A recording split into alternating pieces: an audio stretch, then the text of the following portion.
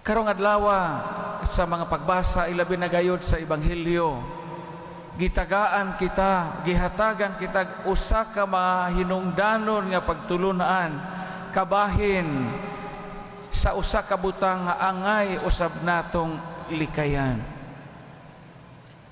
Usa giingon sa atong Ginoong Hesukristo, adyaw kasuko. Ang Ebanghelyo karon nagpahinumdum nato paglikay sa kasuko, anger. Di ba sa atong pagtulunan sa catechesis, anger is one of the capital sins. Di ba there are 7 capital sins. Og number 1 ni ana ang kasuko. Ingon Maginoong Hesukristo, karon sultihan ko kamo ang masuko sa iyang isikataw dadon sa maghuhukom. Unya maghingag kuanggol sa isikataw taralon sa labang hukmanan, ug ang maghingan og buang sa iyang isikataw malagmit maimpyerno. Pero sa atong kasinatian, mungutan ta, sa may ibot ipasabot ani Padre, ayaw kasuko nga ang Ginoong Hesus nasuko lagi. Daghan naman mga asoy sa Ebanghelyo nga din ang atong Ginoong Hesukristo mo ipakita ni padayag sa iyang kasuko. Di ba kinumdo mo katong gibadlong sa mga apostoles ang mga bata? Ebanghelyo bitaw nagpitsenior. Diba, gidag mga bata, unsa gipamadlong sila sa mga apostoles, nagibutang dito, nasuko sa Hesus, ug yang giingnan ng mga apostoles, adlaw ninyo, abuga ang mga bata. Ingon dito nga nasuko sa Hesus. Nakahinumdum mo katong pag-ato ni Hesus sa templo sa Jerusalem, nga daghang baligja, daghang mangingili sa kwarta, daghang mga namaligjag turo dito, sa isang gihimo, gilimbuwat ni sa mga lamisa, iyang gisalibay to mga sinsiyo o iyang gibuhian to mga mananap nga gibaligja dito, gahimo gani siya lubid nga latigo. Diba? Kaya mo ana unsa man di ay mata nga sa kasuko ning giingon sa itong Ginoong Hesus karon nga atong likayan.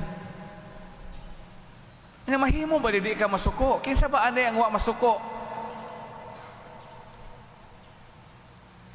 Ay kung ingnan na usaan nga sa tibok niya yung kinabuhi o mo katilaw nasuko mo, kanunay ganin ang uban masuko. Kisa bayway kasuko, di ka masuko inigmata ni mo ini kabuntag ana ilabay ng hinuboang diaper sa imong silingan ana imong milyona, di ka masuko ana. Di ka masuko usahay inay abli nimo si pitaka wadya mo na imong kwarta kay tuagi pustag buwang sa imong banang sugaro. Ka masuko ana? Di ba ka masuko og makadungog kay mga istoryang di mao nga gipakatap sa imong kauban sa cluster? Di ka masuko kani imong cellphone gikawatan og load sa imong anak kay giduwa anang sana mga duwa nga usahay tibok gabi mo makaingon nga mabilar ng mga bata. Masuko lagi ta. Pero unsa mang matanga sa kasuko ang gipasabot sa Ginoo karon mga igsuon, ug mobalik ta sa original nga Greek translation o Greek language sa New Testament. Doon naman ko'y duha kamatang sa kasuko nga ma-distinguish nato. Primero, naay gitawag sa Greek word o thumos. Duha ka klase din ng anger. The first type of anger is thumos. T-H-U-M-O-S. Unsa man ni? It is described as being like flame which comes from dried straw. It quickly blazes up and which just quickly dries down. Muni klase sa kasuko nga di kaayo laom. Kana pananglitan mo na muna nimong bayad og tuition paghiman-himan pag-release pa sa grado sa imong anak, jamoy na pasran. Di ba di ka muulbo ana? Pero inighuman mo subside. Muna'y thumos. Simple kind of anger. Kani tanaw nimo sa imong gigutom ka kaayo, ato ka sa inyong bahay, launa na ka nakauli, pag-abli pa nimo sa imong kaldero, sa imong kon, jamoy na hibiling luto, o jamoy na hibiling inon-on, muna munang gutuman nimo, di ba di ka mo magkuwago. Pero hindi human anak mawahaan na imong kasuko, thumos na. Simple type of anger. Pero naay klase sa kasuko nga diin mauna ang giingon sa ebanghelyo karon nga giingnan kita sa Ginoo, ayaw mo aning maong matang sa kasuko likayini kining gitawag og orge in Greek. Unsa maning orge? It is a long-lived anger, the anger of the man which nurses his wrath to keep it warm, the anger which a person broods and which he never allow to die. Sabi ni Saya pa, kanang klase sa kasuko nga kanunay ni mong gihalingan. Kanang kasuko nga kanunay ni mong gitanugan sa imong dughan. Kanang kasuko nga kanunay ni mo nga gisugnuran.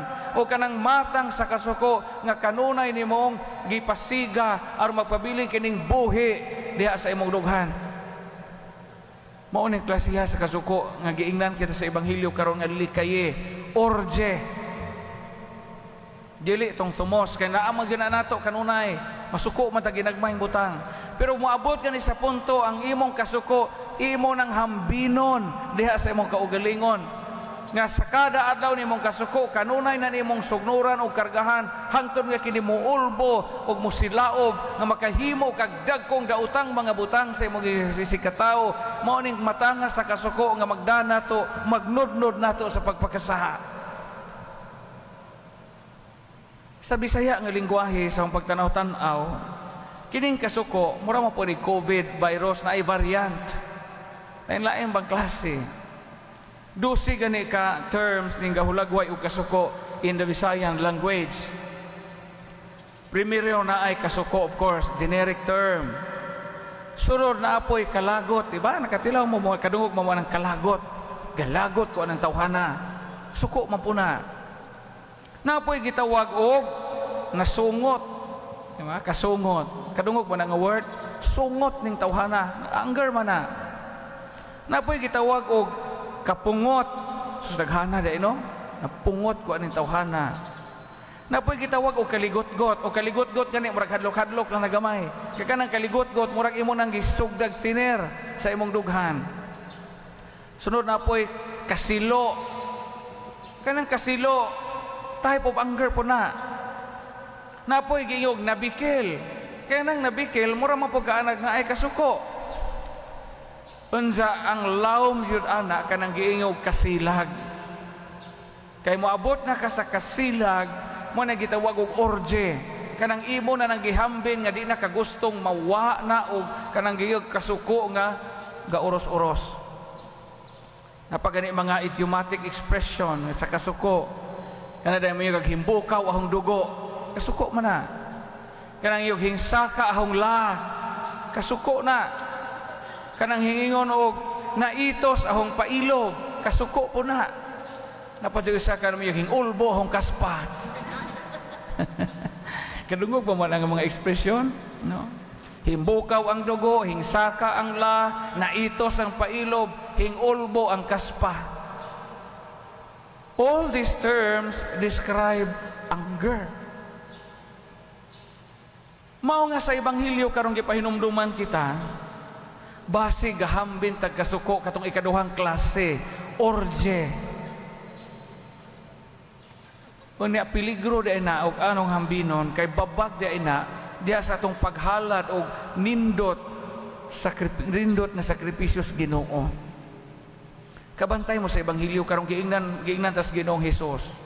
O padung gani ka mo offer sa altar na kahinumdum kang naay mga tawo nga nasilo nimo, naay mga tawo nga imong gikasiluan. Bijain na imong offer. Uli sa injo adto ato mga tawo nga imong gikaligot-gutan, adto ato mga tawo nga imong gikasilagan. Pagpakig-uli, majag mauli na mo balik aron i-offer ang imong halad. So di day mahimo og mohalad tag sakripisyo, dili day hingpit ang atong pag-offer sa misa pananglitan. Kung kahibaw ka nga gadakag dakong kabasa, gadakag dakong obe, gadakag sobre nga naisod nga 1,000, na kahibaw kang karong panahona, gabungol mo atong imong kumari, gabungol mo to imong ugangan, o gatinunguhay mo atong imong kinamagwangang anak. Requirement di ay na to offer a perfect worship, worship that is pleasing to God. Karon nindot pamalandungan sa atong misa sa Ebanghelyo karon. Kinsa man mga tawhana ang natingban sa atong kasuko? Kinsa man mga tawhana ang inyong gikaligot-gutan? Kinsa man mga tawhana nga sukad sa gamay pa mo hangtod karon kanunay kang gahambin og hinanakit? Makita na nato diha sa atong pagpakiglambigit sa atong isikatawo. Kay kining kasuko og kanunay natong hambinon mo lighot yun na og mugawas diha sa nakalinlaing paagi labi na sa mga buhat nga di maayo. Nabito ko'y joke nakitaan sa Facebook, ako na yung tigwali o kasal. Nakini ko nung kasuko, kamo ko nung mga minjo din kamo ko nung mga magtiayon, o magsige na mo kasuko sa kada usa, masuko ang bana sa asawa, masuko ang asawa sa bana, musangko na ngato sa pagabungkag sa maayong kabubuton. Nya asa kuno na mailhi, adto kuno sa cellphone sa bana. Giyon sa pag-save sa bana ang number sa asawa, mailhan kuno o nangaguba na inyong kabubuton pinagi sa kasuko, o giyon sa pag-save sa bana ang number sa ilang asawa, unsay ingan. Kay bago pa kuno minyo unang tuig pa, di ba, labing pa man nakaadto, sige pagtusik-tusik, sige pag hawak-hawak, una sige pag lambing-lambing. First year in marriage, ang ibutang ana sa bana sa number sa asawa i-save kay my life man. Char, my life. Sumutawag ang bana, huy, my life, akong kinabuhi, nanawag nako, imo dyan ang tubagon. Na in second year of in marriage ko no, gubot namang magsugod na magubot kay manggawas na batasan di tinuod. Mga batasan nga wa mo gawas sa uyab pa. Kunya maninghag na, mga saba na di na manalin og kanon. Kunya ingana dayon susod sa uyab pamipad di man ni ingon ani. Karon nganong naingon ani naman. Sus di na matabag my life ni. Ilisa na po kuno sa bana ang iyang cellphone, ang phone book og my wife. My wife na, pastilan gikan sa my life. Ining third year in marriage, manggawas naman ang mga dagkong problema, kay magbay na, manglo na kay aron makapalit og sakyanan, muglain nagpuyo kay di pa ikasinabot ang ugangan, bugat na kinabuhi kay asawa, sige pong yaw-yaw, di mahumag yaw-yaw, bisag manablig, maligo, sige yaw-yaw tong asawa, hago na. Kung ibutang na po kuno sa bana sa iyang cellphone, sa phone book niya, sa numero sa iyang asawa, iyang butangan og my cross. Tuan na, cross na, ano, life, panta to primero, na wife, ato na cross na. Inagikilimang tuig, managko na po mga bata, mga eskwela, hago na kaaso, daghan ang ati manonon. Unya ang bana po sa di pumutugag, pili klarong sweldo, kay ihantak po, ibuwang, manang kanunay makamrasan sa asawa, munang ibutang na po sa bana sa iyang cellphone, sa phone book, sa number sa asawa, ang iyan ang ibutang, Lion Tiger. Lion Tiger na, sa araw kag my life ug my wife, Lion Tiger na.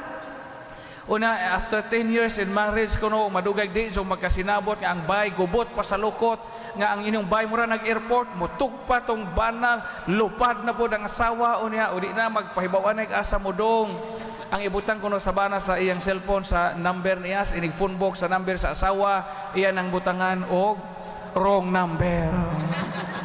Mo nga manawag ang asawa ining tan-aw sa cellphone wrong number. Di tubagon. Karon, kinsa mo mga tawhana inyong gikasukan? Iampo na, o niya ayaw halingi ang maong kasuko, aron di ta makasa. Muna Ebanghelyo, minsay sa Ebanghelyo, karong adlaw. Daigon ang Dios, huwag ato siyang pasalamat.